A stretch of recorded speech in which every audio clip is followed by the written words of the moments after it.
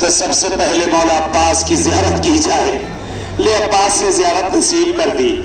آ گئی کربلا، خاک کربلا پہ جہاں آپ بیٹھے ہیں نا، یہی وہ جگہیں ہیں کہ جہاں بیویاں نہیں معلوم کتنی مرتبہ ان زمینوں پر چلی ہے۔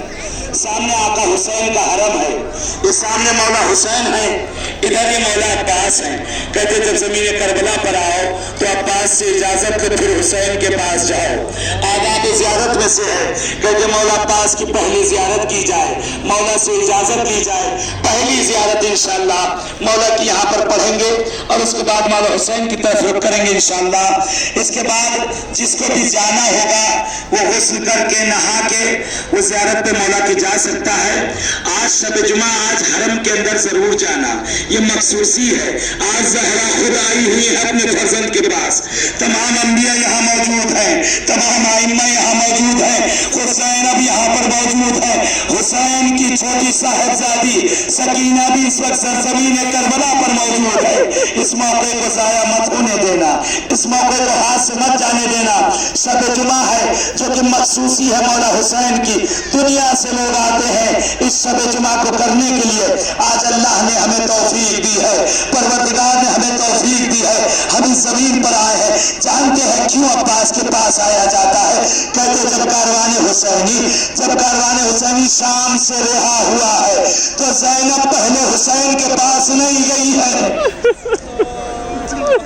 زینب پہلے حسین کے پاس نہیں گئی ہے، کہتی مجھ کو سب سے پہلے میرے غازی کے پاس لے کر چلو، کہتے سب سے پہلے مجھے میرے غازی کے پاس لے کر چلو۔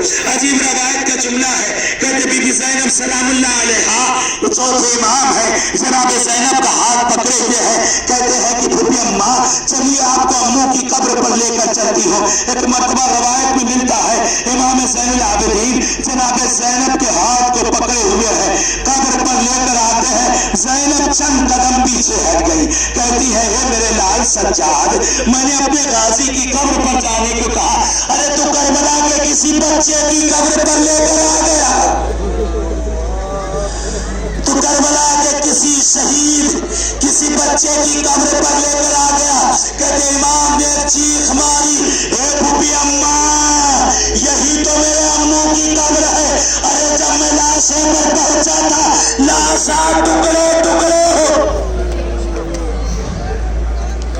آئے زیارت کی نیت کریں، زیارت مولا عباس پڑھتے ہیں اپنی طرف سے، اپنے والدین کی طرف سے، آبا و اجداد کی طرف سے، مرحومین کی طرف سے، دوست جان پہچان والے جملہ قبول مومنین مومنات کی طرف سے قربتاً اللہ۔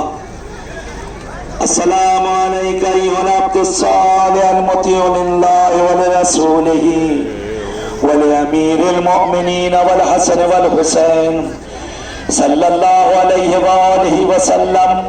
السلام علیکہ ورحمۃ اللہ وبرکاتہ ومغفرتہ ورضوانہ وعلی روحک وبدنک۔